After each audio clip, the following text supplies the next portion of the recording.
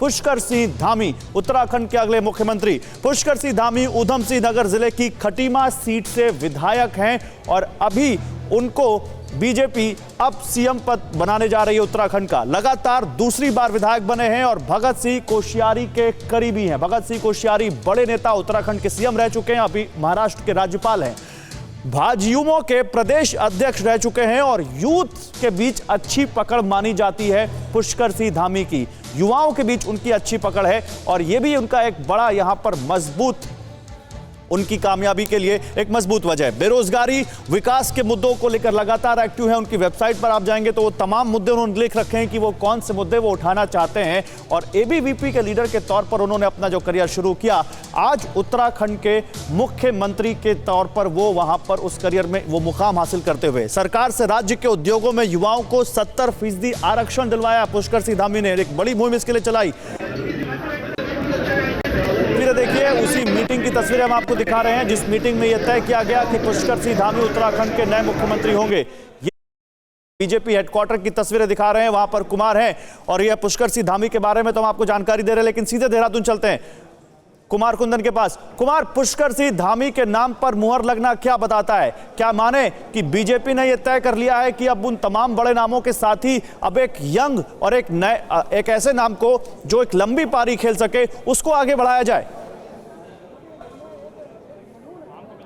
निश्चित रूप से, और एक ऐसा नाम को आगे किया जाए जिस नाम के आगे जो है अगला विधानसभा चुनाव भी लड़ा जा सके। लेकिन सबसे बड़ी बात ये हो रही थी यहाँ की राजनीति में कि इतने सारे गुट हो गए थे, उन गुट को एक साथ साधना बहुत मुश्किल हो गया था पार्टी के लिए।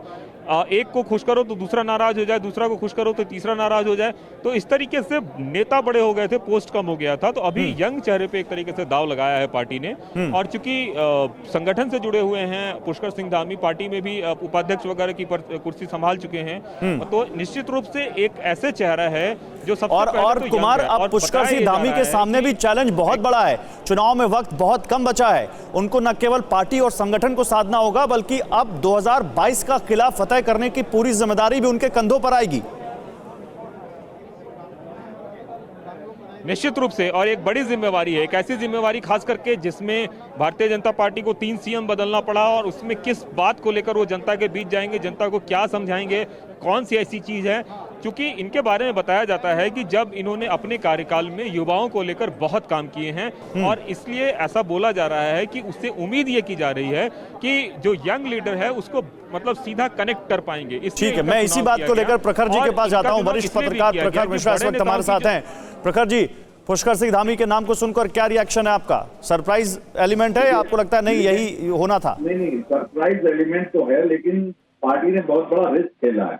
आप समझिए, पार्टी ने इतना बड़ा रिस्क कवर कर लिया कि उसके सीनियर लीडर भले नाराज हो जाएं, लेकिन उसको युवा वोटर चाहिए। और सबसे बड़ी बात है, पुष्कर सिंह धामी बेदाग छवि के आदमी है, उनके ऊपर भ्रष्टाचार का कोई आरोप नहीं है। अब कांग्रेस या आप भ्रष्टाचार के आरोप नहीं लगा पाएगी इस चेहरे के ऊपर। तो यहाँ से अपने आप को स्केप किया है बीजेपी ने कि इसकी साफ सुथरी छवि है, युवाओं को साथ लेके चलना चाहती है, क्योंकि बेरोजगारी एक बड़ा मुद्दा था। अब पुष्कर सिंह धामी जब बीच में चले जाएंगे और एबीवीपी से आए हैं, आरएसएस का आशीर्वाद प्राप्त है, तो ये ऐसा चेहरा लाया गया है जो संगठन का कहा मानेगा और आरएसएस अपने हिसाब से इनको चलिए मैं एक रिएक्शन कांग्रेस का भी ले लेता हूं। सुरेंद्र जी, पुष्कर सिंह धामी उत्तराखंड के नए सीएम, बधाई देंगे? बहुत बहुत बधाई पुष्कर सिंह धामी साहब को, हम उनके उज्जवल भविष्य की कामना भी करते हैं। बस हाँ, भारतीय जनता पार्टी मेंढक तोल रही है।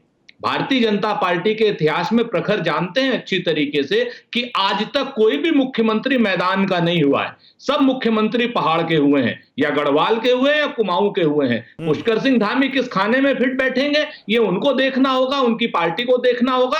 हम तो चाहते हैं उत्तराखंड का विकास हो, उत्तराखंड से भ्रष्टाचार खत्म हो, उत्तराखंड में अमन आए। प्रखर कह रहे हैं कि आपका इसी को काउंटर करने के लिए तो एक ऐसा फेस लाया गया जिसके ऊपर आज तक कोई भ्रष्टाचार का आरोप नहीं है, जो यूथ में अपील रखता है, जो लगातार संघर्ष कर रहा है यूथ के लिए।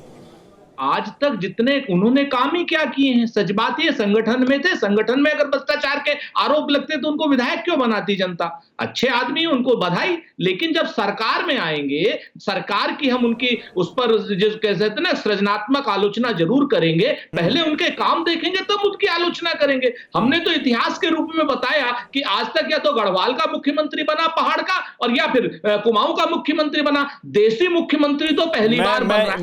मैं एक बार प्रखर जी से इस पर एक रिएक्शन लेता हूं। प्रखर जी, उत्तराखंड की पॉलिटिक्स में कुमाऊं, गढ़वाली मैदान ये बहुत ज्यादा एक बड़ा फैक्टर रहता है। अभी तक कयास लग रहे थे कि गढ़वाल से 2 सीएम मिले हैं, तो इस तीसरा भी गढ़वाल से हो सकता है।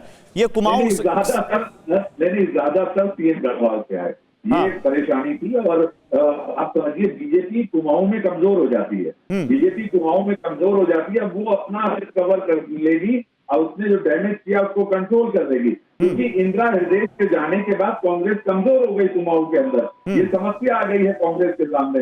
लेकिन हरीश रावत की अभी बात कर रहे थे, हरीश रावत ज्यादातर चुनाव हार गए हैं। समस्या ये है, हरीश रावत जो चुनौती पैदा करते, उस चुनौती के सामने आ जाएंगे धामी, और धामी जो मिलेनियम वोटर्स है उनको अपने साथ लेकर चलेंगे। वो एक ऐसा साफ सुथरी छवि के शख्स हैं जिनके पास यूथ है और लखनऊ यूनिवर्सिटी से पास आउट है। तो लखनऊ यूनिवर्सिटी का इम्पैक्ट यहाँ उत्तराखंड की राजधानी में हमेशा रहा। अच्छा, चाहे वो हरक सिंह रावत हो, वो भी मैं सुरेंद्र सिंह राजपूत कुछ कहना चाह रहे हैं, उनका एक रिएक्शन ले लेता हूं, फिर आपके पास आता हूं। सुरेंद्र सिंह राजपूत कुछ कह रहे हैं आपकी बात पर, बोलिए सुरेंद्र जी। मैं खुद लखनऊ यूनिवर्सिटी से हूं प्रखर जी। सच बात ये, हरीश रावत भी लखनऊ यूनिवर्सिटी के ही हैं, और तमाम हमारे सारे नेता उत्तराखंड में लखनऊ यूनिवर्सिटी से गए हैं। हमें इस बात का गर्व है, हमें अपनी यूनिवर्सिटी पर गर्व है। सच बात यह है कि आप मुख्य मुद्दे से हट जा रहे हैं। मुझे समझ नहीं आ रहा है कि आप क्यों हट रहे हैं। आप तो बहुत विद्वान पत्रकार हैं, क्यों लीनिएज रख रहे हैं सेंटर टू राइट की। अड़ी सोमवार से शुक्रवार शाम 6 बजे सिर्फ TV9 भारतवर्ष पर।